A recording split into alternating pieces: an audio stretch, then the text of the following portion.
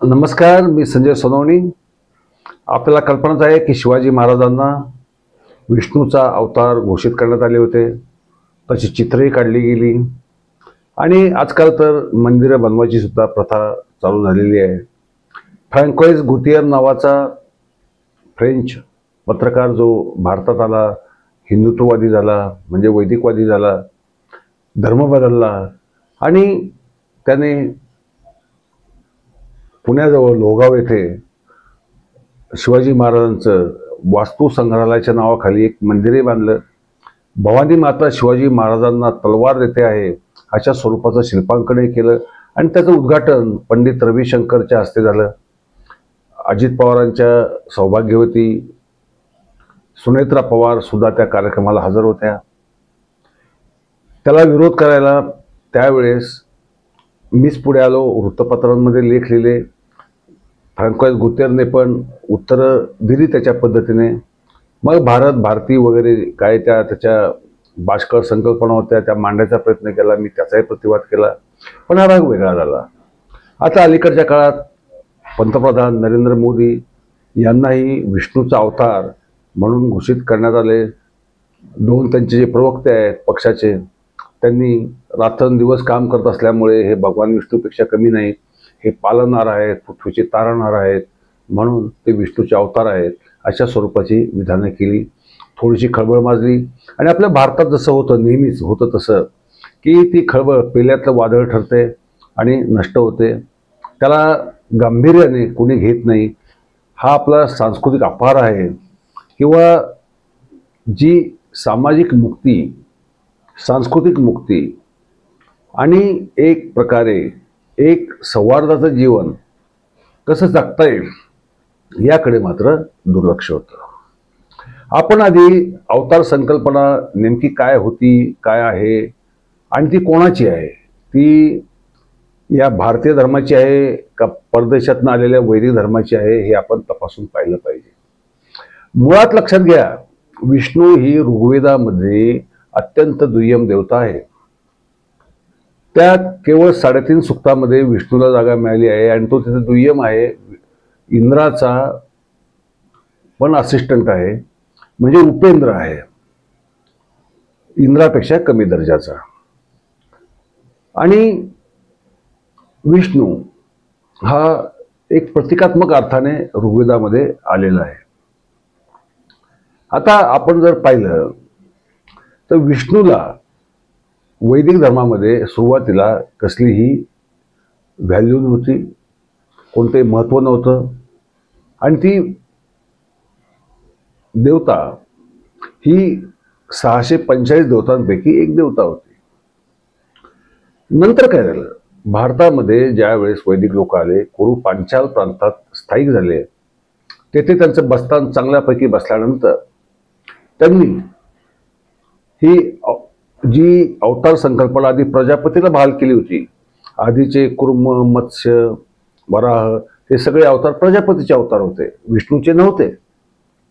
परंतु ते काम पुढं विष्णूला देण्यात आलं आणि काय केलं, विष्णूचा अवतार बनवून यांनी 2 गोष्टी साध्य केल्या.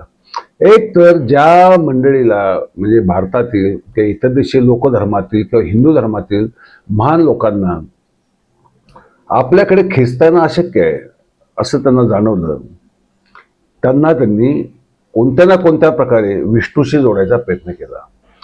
म्हणजे महात्मा बळी तो विष्णूच्या वामन अवताराने पाताळात गाडला अशा स्वरूपाची एक कथा, दंतकथा प्रसारित केली.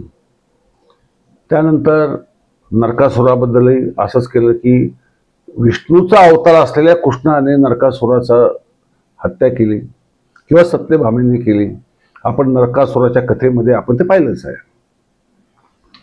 त्यानंतर राम ही जी व्यक्ती आहे, एक मायथॉलॉजिकल व्यक्ती आहे किंवा ती लोक समजत होती पोवाड्यांच्या रूपामध्ये वगैरे, त्याचा महिमा वेगवेगळ्या स्वरूपात वेगवेगळ्या प्रांतांमध्ये गायला जात होता. त्या कथेचा आधार घेऊन रामाला विष्णूचा अवतार ठरवला आणि तुलसीदासाने रामायण लिहून ती संकल्पना अख्ख्या भारतभर प्रचलित केली. तुलसीदास हा अत्यंत नंतरचा, परंतु रामाचा वापर अशा रीतीने केला गेला. म्हणजे राम वैदिक नव्हता, परंतु रामाला अशा पद्धतीने त्याचं वैदिकीकरण करण्यात आलं. कृष्णाचं तेच झालं. प्रत्यक्षात असं आहे की जर आपण जर पाहिलं, नारायणी उपाख्यान महाभारत आहे, तर कृष्णाचा दुरान्वयाने सुद्धा संबंध वैष्णव किंवा विष्णूच्या परंपरेशी नव्हता. ही मूळ कथा. तो पांचरात्र संप्रदायाचा. पांचरात्र संप्रदाय हा मुळात सात्वतांमध्ये निर्माण झाला. आणि सात्वत म्हणजे श्रीकृष्ण सात्वत वंशातले. यदू वंश हा सात्वतांचा एक महत्वाचा हिस्सा. झालं काय, पांचरात्र संप्रदाय एवढा पॉप्युलर होता, एवढा लोकप्रिय होता की अगदी हेलिओडोरस जो शुंग राजांचा, ज्याला वैदिक धर्माचा पुनरुज्जीवन करणारा मानलं जातं, त्याच्या दरबारातला तो राजदूत होता. त्याने सुद्धा जो गरुड स्तंभ उभारला, त्याच्यावर पांचरात्र संप्रदायातील जे 5 विवाह आहेत महत्वाचे, त्या विवाहांपैकी वासुदेवाचा उल्लेख केलेला आहे.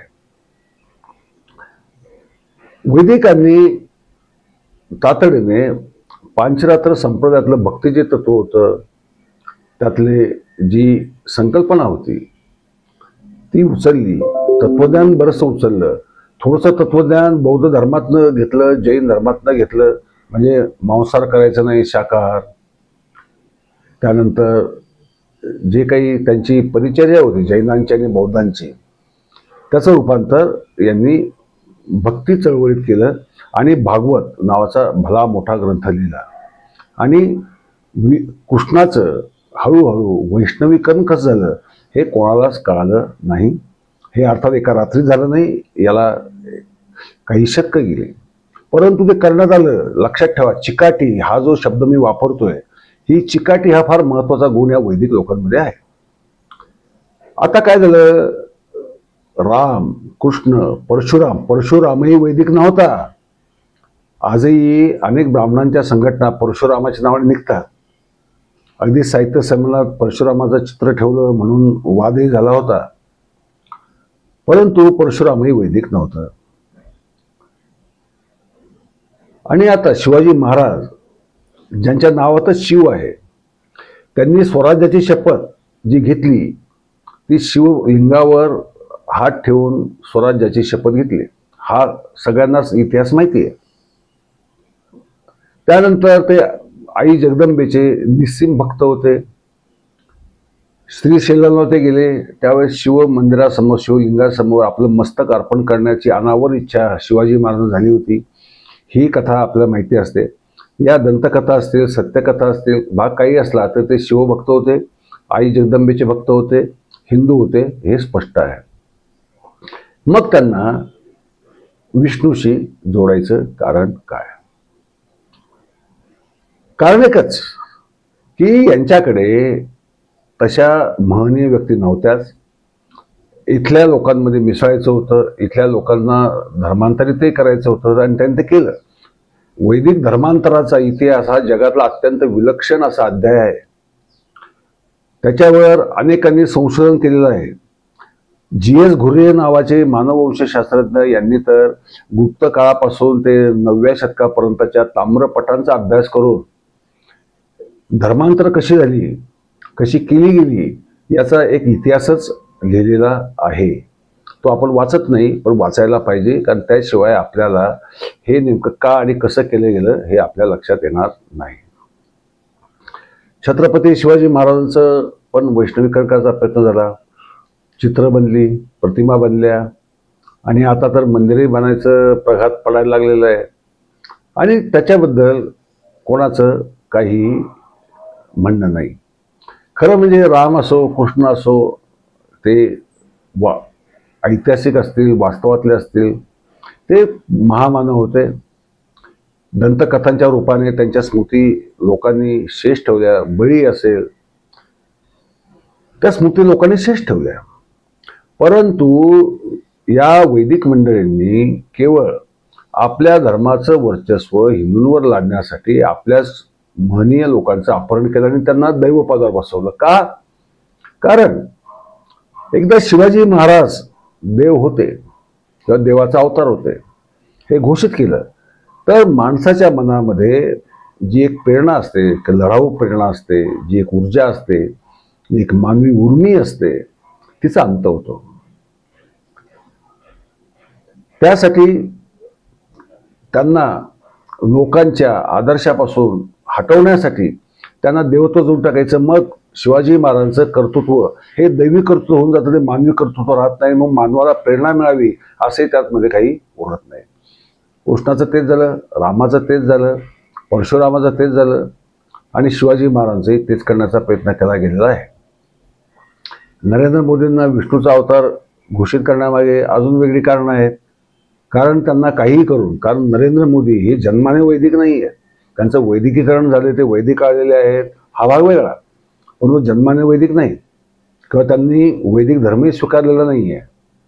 परंतु जे तत्वज्ञान आहे ते लहानपणापासून संघाच्या शाखेमध्ये जात असल्यामुळे त्यांच्यावर एक वैदिक प्रभाव हा फार मोठ्या प्रमाणावर आहे. वैदिकांनी कधीही स्वतःला हिंदू मानलेला नाही, हा इतिहास आहे. मग तो मोगल काळ असो, तो ब्रिटिश काळ असो. ब्रिटिश काळात सुद्धा जर आपण पाहिलं तर ब्राह्मणांच्या नोंदी अत्यंत वेगळ्या स्वतंत्रपणे केल्या आहेत. तिथे हिंदू हा शब्द येत सुद्धा नाही. हे कधी यायला लागलंय? हे 1931 नंतर यायला लागलंय की ते हिंदू आहेत म्हणून. कारण त्यांच्या लक्षात आलं की जर लोकशाही देश चालणार असेल तर आपल्याला या बहुसंख्येमध्ये राहून त्यांच्यावर वर्चस्व मिळवणं भाग आहे, या नाही तर त्या मार्गाने. आणि त्यांनी ते मिळवलं. त्यासाठी अनेक कथा प्रसारित केल्या, प्रसूत केल्या, वाढवल्या आणि तो जनसामान्यावर त्यांच्या कथांचा प्रभाव पडत गेला. ही धर्मांतर जी झाली ते कोण होते? राजे होते, काही सरदार होते, तर काही मंदिरांचे जे पुजारी होते ते पुजारी पण होते. ते धर्मांतरित झाले, वैदिक धर्मामध्ये गेले. परंतु वैदिक धर्मामध्ये पुजाऱ्यांना अत्यंत खालचं स्थान आहे, कारण त्याला 8 स्तर आहेत. लक्षात ठेवा, ब्राह्मणांमध्ये सुद्धा 8 स्तर आहेत. सगळ्यात खालचा थर म्हणजे प्रेत जाळण्याचं श्राद्ध विधीचं जो काम करतो तो ब्राह्मण, तो तर अस्पृश्यच असतो त्यांच्या दृष्टीने. त्यांच्या घरात कोणी ब्राह्मण मुलगी सुद्धा देत नाही, ही वस्तुस्थिती आहे. पण ती आपल्याला माहीत नसते. पुजारी त्याच्या थोडासा वरचा, ज्योतिषी त्याच्या अजून थोडासा वरचा.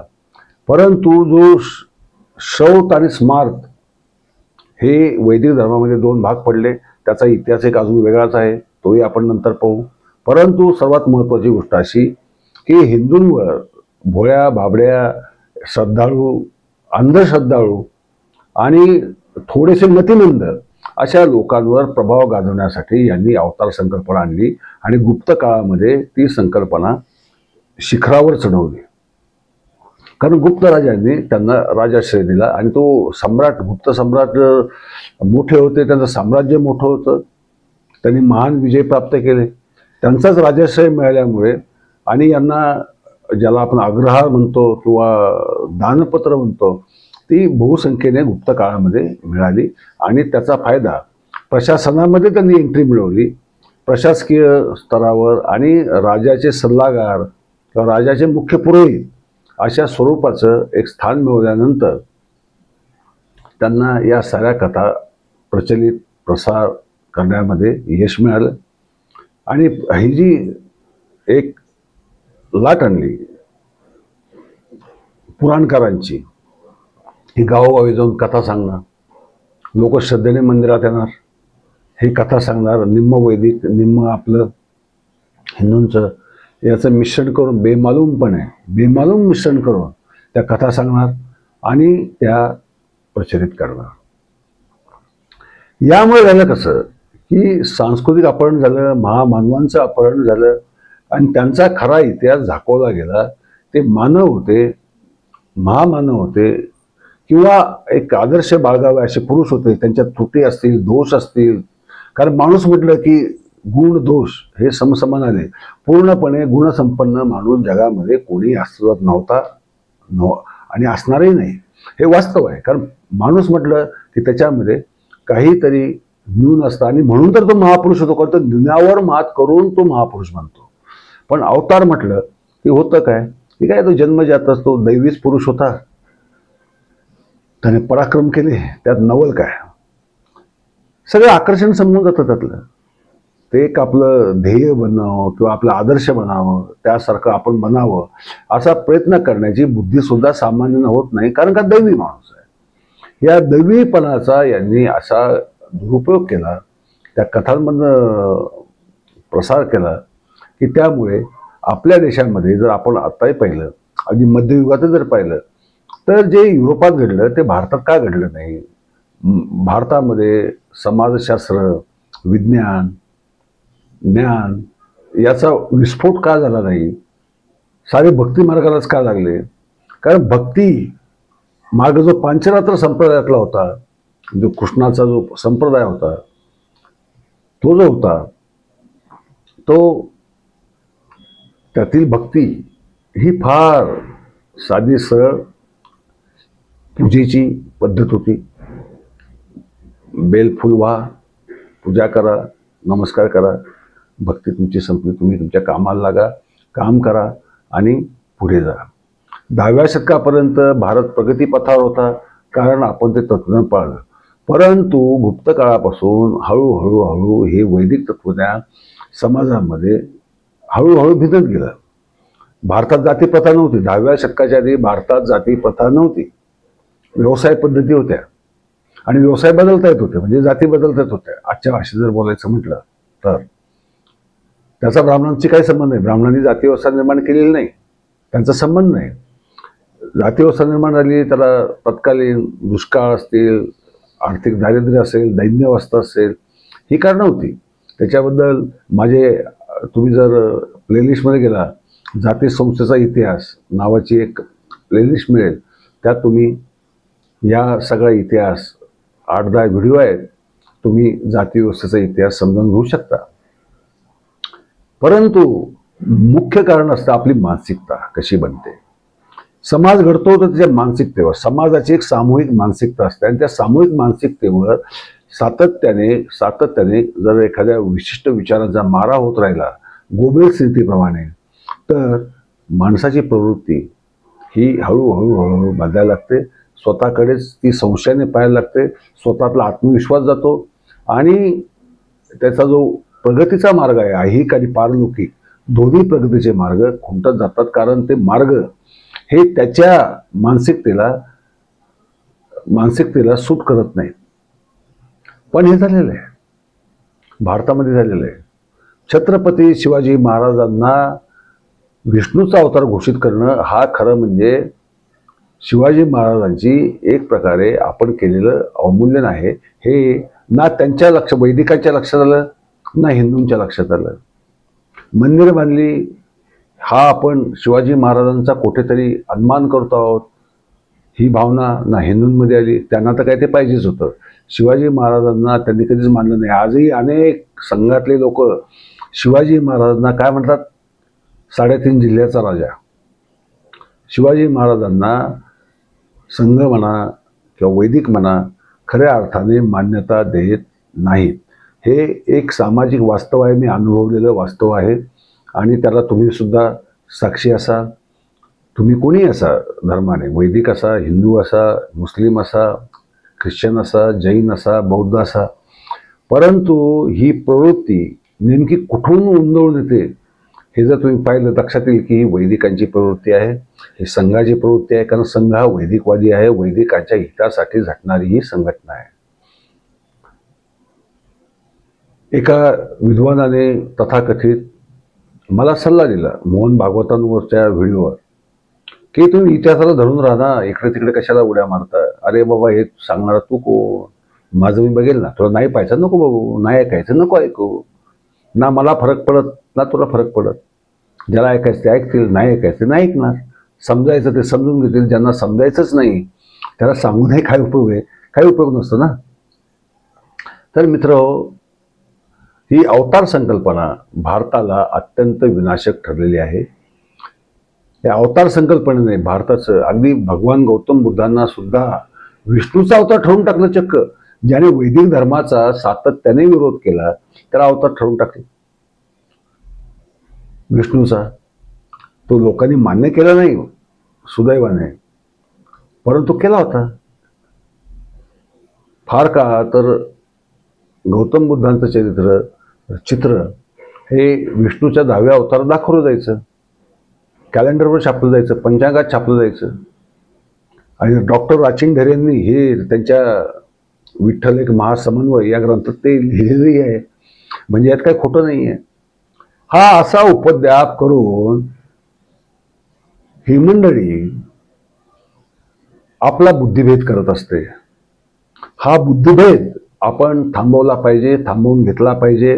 जर तो घेतला नाही तर आपण तशी रसातळाला गेलो जाऊ, म्हणजे बौद्धिकदृष्ट्या, वैचारिकदृष्ट्या, समाजशास्त्रीयदृष्ट्या रसातळाला गेलेलो जाऊ. आपलं जर सांस्कृतिक, आपण एक लक्षात घ्या, संस्कृती हा मानवी जीवनाचा एक महत्त्वाचा पाया असतो.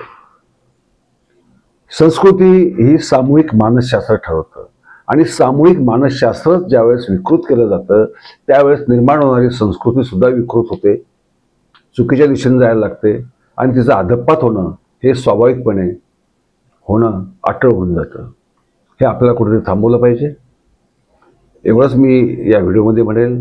अवतार संकल्पनेवर काडीक विश्वास ठेवू नका. अवतार संकल्पना ही बनावटपणे लादली गेलेली संकल्पना आहे. प्रजापतीचं काम विष्णूकडे द्यायचं आणि मग विष्णूलाच सगळ्या अवतारांचा जनक मानायचं. हा एवढी मोठी लबाडी केली गेलेली आहे हे आपण समजून घेतलं पाहिजे. त्या लबाडीला बळी पडता कामा नये एवढंच मी म्हणेल. धन्यवाद.